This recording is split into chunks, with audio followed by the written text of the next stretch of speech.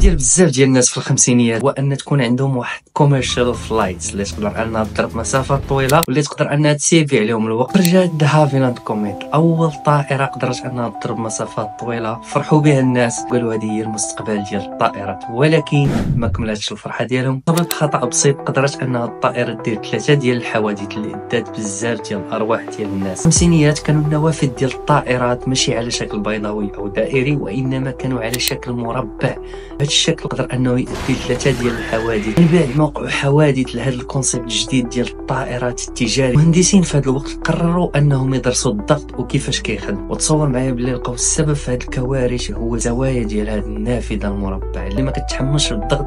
يعني ما حتى الطائره غاديه وكترتفع والضغط كيتزاد على الزوايا ديال هذا الشكل المربع اللي كيسبب واحد التشققات في النافذه ويخلي الضغط ديال برا تميكس مع الضغط ديال لاكابين. والضغط ديال لاكابين لداخل كيمشي ديريكت للهيكل ديال الطائره وكتولي الطائره بحال شي نفاخه وكتقدر انها تنفجر في السماء. بعد الدراسات والبحوث اللي داروا بزاف قرروا انهم يجيو بواحد الحل واللي هو النوافذ الدائريه ولا النوافذ البيضاويه. النوافذ الدائريه كتوزع علينا الضغط بالتساوي على الهيكل ديال الطائره واللي ما كيسببش هذا المشكل هذا.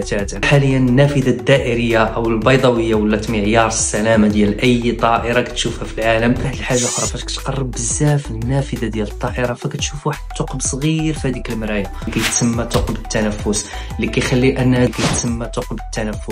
كيخلي ان هذوك جوج مرايات. لذلك فاش تكون هاد المره مكاز في الطائره وتكون مكاز حدا النافذه، فهاد النافذه هذه ديورها تما باش تعتق ارواح الناس وسلامه المسافرين. واش كنتي عارف هاد المعلومه ولا ما كنتيش عارفها؟